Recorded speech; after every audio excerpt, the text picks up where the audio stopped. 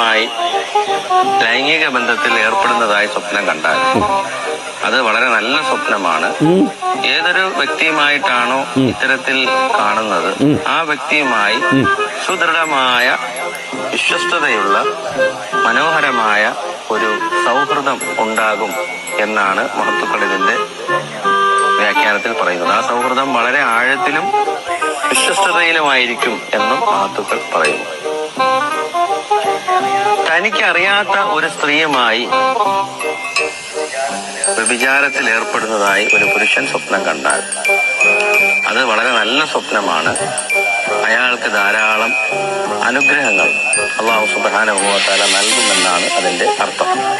വിവാഹിതയാകാത്ത ഒരു പെണ്ണ് ധന്യ പുരുഷനെ ഇത്തരത്തിൽ സ്വപ്നം കണ്ടാൽ, വിജയമില്ലാത്ത ഒരു പുരുഷനായിട്ടാണ് ബന്ധപ്പെടുന്നതെന്ന് സ്വപ്നം കാണുന്നതെങ്കിൽ അത് അവളുടെ ജീവിതത്തിൽ സന്തോഷ സമാധാനത്തിനും വളരെ വേഗം തന്നെ അവൾ വിവാഹിതയാകുവാനും സൂചിപ്പിക്കുന്ന ഒരു സ്വപ്നമാണ്.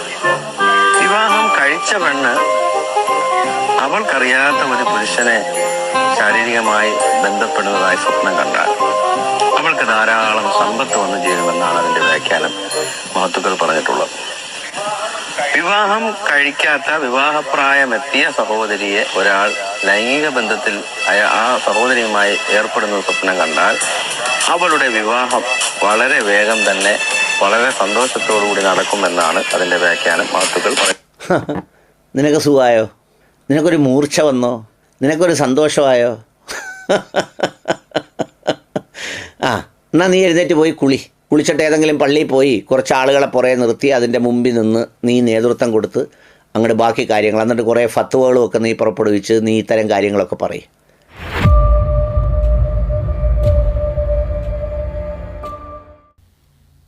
അസ്സലാമു അലൈക്കും വറഹ്മത്തുള്ളാഹി. പ്രിയമുള്ളവരെ, നിങ്ങൾ ഇപ്പോൾ കേട്ടത് ഒരു മഹാൻ വിശ്വസിക്കുന്ന മഹത്തുക്കളും പറയുന്ന വിശദീകരിച്ച ഒരു സ്വപ്ന വ്യാഖ്യാനമാണ്. ഈ സ്വപ്ന വ്യാഖ്യാനം കേട്ടാൽ ഇനി എവിടെയും പോകേണ്ട ആവശ്യമില്ല.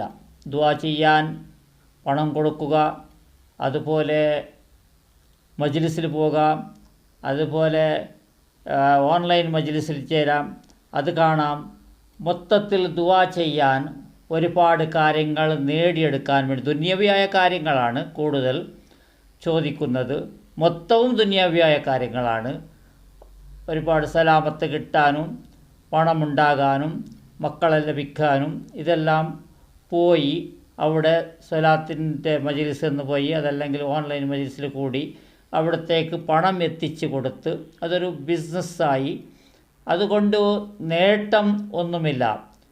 അവിടെ ഫലം കിട്ടുകയാണെങ്കിൽ അത് അല്ലാഹു സുബ്ഹാനഹു വ തആല ഇവൻ്റെ പ്രാർത്ഥനയുടെ കടുപ്പം കണ്ടുകൊണ്ട്, വിശ്വാസം ഏത് വേണമെങ്കിലാകട്ടെ, നിൻ്റെ കാര്യം പൂർത്തിയാക്കി തരാമെന്ന് പറഞ്ഞ് അല്ലാഹു തആല കൊടുക്കുന്നതാണ്. അല്ലാഹു സുബ്ഹാനഹു വ തആല റഹ്മാനാണ്. അതുകൊണ്ട് എന്ത് തെണ്ടിത്തരം ചെയ്താലും എവിടെ പോയി പ്രാർത്ഥിച്ചാലും അല്ലാഹു അതിൻ്റെ കണക്കനുസരിച്ച് കൊടുക്കുകയാണെങ്കിൽ അത് കൊടുത്തേ തീരും. ഇവൻ വിശ്വസിക്കുന്നത് അത് അവിടെ പോയത് കൊണ്ടാണ് എനിക്ക് കുട്ടികളായത്, ആൺകുട്ടികളുടെ പെൺകുട്ടിയായത്, അതല്ലെങ്കിൽ പണം കിട്ടിയത്, അതല്ലെങ്കിൽ കടം തീർന്നത്.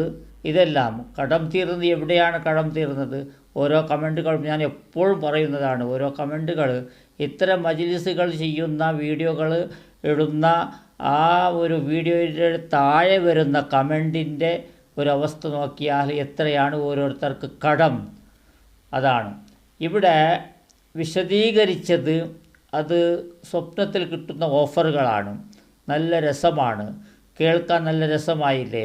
എത്ര ഒരു ആനന്ദമാണ്, എത്ര ഒരു ഇൻട്രസ്റ്റിംഗ് ഒരു ഇതാണ് ഉറക്കിൽ കിട്ടുന്ന ഒരു സുഖം.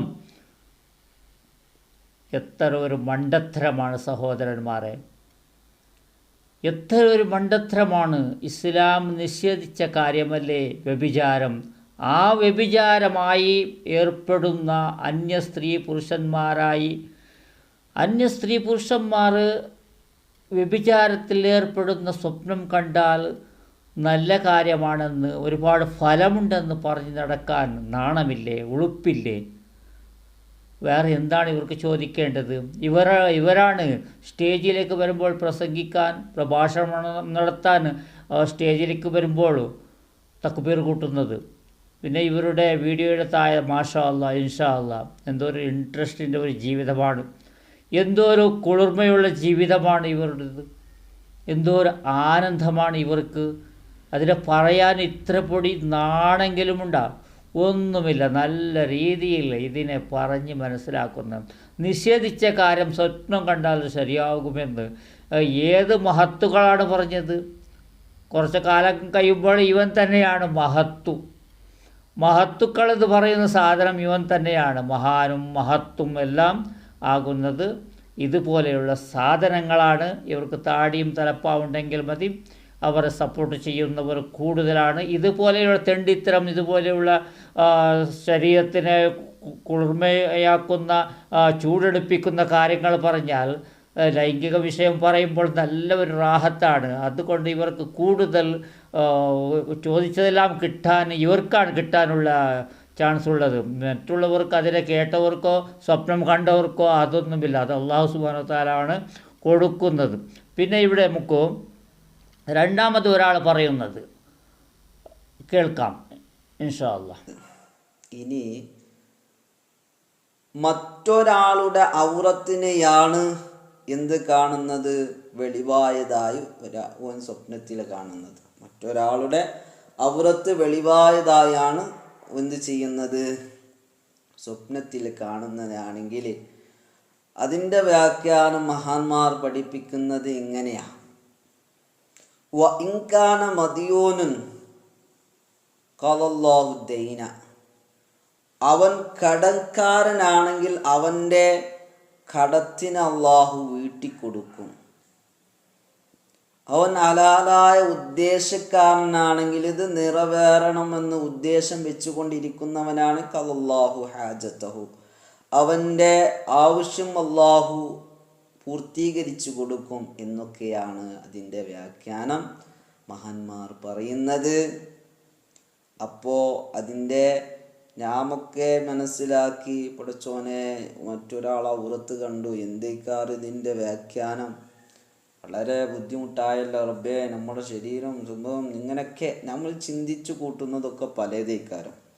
പക്ഷെ മഹാന്മാർ അതിനൊക്കെ ഓരോ വ്യാഖ്യാനം പറഞ്ഞിട്ടുണ്ട്. അപ്പോൾ ഒരാളുടെ ഔറത്തിനെ, അവൻ്റെ സ്വന്തം ഔറത്തിനെ കാണുകയാണെങ്കിൽ അവൻ എല്ലായിടത്തിൽ നിന്നും, എല്ലാ വിഷയത്തിൽ നിന്നും രക്ഷപ്പെട്ടവനാണ്. മറ്റൊരാളുടെ ഔറത്താണ് കാണുന്നുവെങ്കിൽ അവൻ കടക്കാരനാണെങ്കിൽ അവൻ്റെ കടം വീടും, അവൻ ഹലാലായ ഉദ്ദേശക്കാരനാണെങ്കിൽ അവൻ്റെ ഉദ്ദേശം നിറവേറുകയും ചെയ്യും. ബഹുമാനമുള്ളവരെ, ഇത് മറ്റൊരു സ്വപ്നജീവിയാണ്. സ്വപ്നം കണ്ടാൽ കിട്ടുന്ന ഓഫറുകളാണ് ഇദ്ദേഹം പറയുന്നത്. ഇദ്ദേഹം പറയും മറ്റൊരാളുടെ ഔറത്ത് കണ്ടാൽ വല്ലാത്തൊരവസ്ഥയാണ്, കടം വീട്ടി കൊടുക്കും. ഇനി കടം വീട്ടി കൊടുക്കാൻ ജോലി ചെയ്യേണ്ട ആവശ്യമില്ല, കടമുണ്ടെന്ന് ആത്മഹത്യ ചെയ്യേണ്ട ആവശ്യമില്ല, കടമുണ്ടെന്ന് എവിടെയെങ്കിലും പോയി ഇരിക്കേണ്ട ആവശ്യമില്ല, കടമുണ്ടെന്ന് സ്വലാത്തിന് പോകേണ്ട ആവശ്യമില്ല, കടമുണ്ടെന്ന് ഒന്നും ചെയ്യേണ്ട.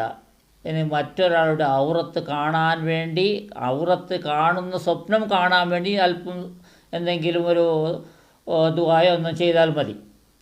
അങ്ങനെയല്ലേ മനസ്സിലാക്കുന്നത്? ദുആ ചെയ്യേണ്ട. മറ്റുള്ളവരുടെ ഔറത്തിനെ ഇങ്ങനെ വിചാരിച്ചും കൊണ്ട് മനസ്സിലെടുത്ത് ഉറങ്ങിയാൽ അത് തന്നെ കാണും. എത്ര ഒരു അബദ്ധമാണ് സഹോദരന്മാരെ!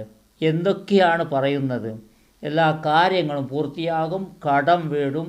പിന്നെ സ്വന്തം ഔറത്ത് കണ്ടാൽ പിന്നെ പറഞ്ഞിട്ട് കാര്യമില്ല. സ്വന്തം ഔറത്ത് കാണാൻ സ്വപ്നം കാണേണ്ട ആവശ്യമുണ്ടോ? എന്തൊരു മണ്ടത്തരമാണ് ഇവൻ്റെത്! ഏത് കാലത്താണ് ഇവൻ ജീവിക്കുന്നത്? ഇതുപോലൊരു വ്യാഖ്യാനമുണ്ടോ? ഏത് മഹത്വമാണെങ്കിലും ആ മഹത്തിനും ഒരു വേല ഉണ്ടായിരുന്നില്ല എന്നാണ് എനിക്ക് പറയാനുള്ളത്. ഒരു വേലയില്ലാതെ ഉചിതമായി കഴിക്കുന്ന ഈ കഴിക്കൽ കൊണ്ട് തടി ചൂടെടുക്കുമ്പോഴാണ് ഓരോ കാര്യങ്ങൾ ഇവർ പുറത്തുവിടുന്നത്, ഓരോ കാര്യങ്ങൾ പറഞ്ഞു നടക്കുന്നത്, ഓരോ കാര്യങ്ങൾ എഴുതിവിട്ടത്. അതിനെ ഇപ്പോൾ ഉള്ളവർ വ്യാഖ്യാനിക്കുന്നത്, ആ വ്യാഖ്യാനിക്കുമ്പോൾ അല്പം പോലും ചിന്തയില്ല. ഇതിനെ ആരെങ്കിലും എന്ത് പറയും, എന്ത് വിചാരിക്കും, ഇത് ഞാൻ എവിടെയാണ് പറയുന്നത്, ഇതുകൊണ്ട് നേട്ടം എന്താണ്, ഇതുകൊണ്ട് ജനങ്ങൾ പഠിക്കുന്നത് എന്താണ്, ഇത് ദീനിയായ കാര്യത്തിന് ഇത് യോജിക്കുന്നുണ്ടോ, മനുഷ്യന്മാർ ഇതിനെ കണ്ടിട്ട് എന്താണ് പറയുന്നത്, ഇതിനെ വിമർശിക്കുന്നവർ, ഇതര മതസ്ഥർ, ഇതുപോലെയുള്ള ഓരോ യുക്തിവാദികൾ, ഇതുപോലെയുള്ള ഇതിനെ എന്താണ് പറയുന്നത്, ഇത് നമുക്ക് എവിടെയാണ് ഡാമേജ് ഉണ്ടാകുന്നത്, ദീനിന് ഡാമേജ് ആകുന്നു, അതല്ലെങ്കിൽ എനിക്ക് എൻ്റെ ഈ തലപ്പാവിന് എന്തെങ്കിലും കോട്ടം പറ്റുമോ, ഒന്നും വിചാരിക്കണ്ട. ഉചിതമായി കിട്ടുന്നത് റാഹത്തായി കഴിക്കുക, ഇതുപോലെയുള്ളത് പറഞ്ഞ് നടക്കുക, ഇതുപോലെയുള്ളത് പറഞ്ഞ് നടക്കുക. എന്താണ് സഹോദരന്മാരെ, നിങ്ങൾ കേട്ടതല്ലേ? ഇത് നമ്മളെല്ലാം ഉണ്ടാക്കി പറയുന്നതാണോ? ഇതിനെ കണ്ടവർ പറയുന്നത് അവൻ വഹാബിയാണ്, സലഫിയാണ്, മറ്റേ ഇറച്ചി ഭക്ഷിക്കുന്നതാണ്, ഈ പണ്ഡിതന്മാരെ ഇറച്ചി ഭക്ഷിക്കുന്നതാണ് എന്നാണ്.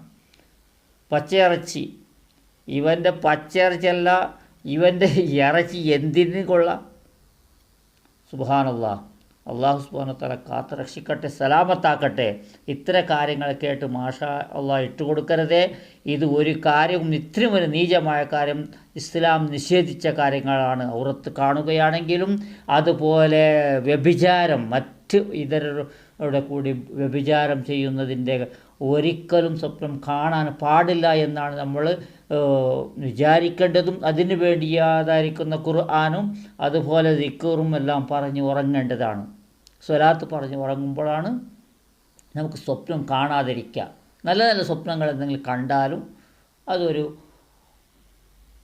പ്രശ്നമൊന്നുമല്ല.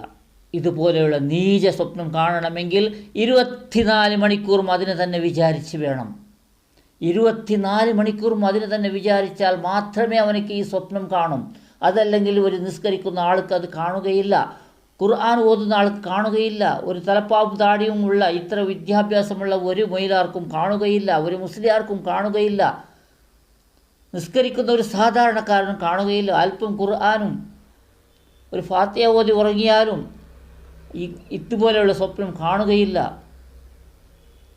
പിന്നെ എങ്ങനെയാണ് സ്വപ്നം കാണുക? സ്വപ്നം കാണണമെങ്കിൽ ഇവനെ പോലെയുള്ള തെണ്ടികൾ,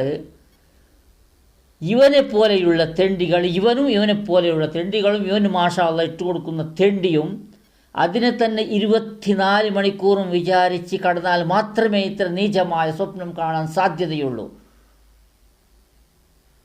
ഇൻഷാ അല്ലാഹ് നല്ലത് പറയാനും നിങ്ങൾക്ക് നല്ലത് കേൾക്കാനും നല്ല നല്ല പണ്ഡിതന്മാരുണ്ട്. അവരുടെ മക്കളിൽ നിന്ന് നല്ലത് കേൾക്കാൻ മാത്രമേ നമുക്ക് അവകാശമുള്ളൂ. നല്ലത് കേൾക്കാനും അതിനെ നമ്മൾ ഉൾക്കൊള്ളാനും അല്ലാഹു സുബ്ഹാനഹു വ തആല തൗഫീഖ് നൽകട്ടെ. ഇൻഷാ അല്ലാഹ്. അസ്സലാമു അലൈക്കും വറഹ്മത്തുള്ളാഹി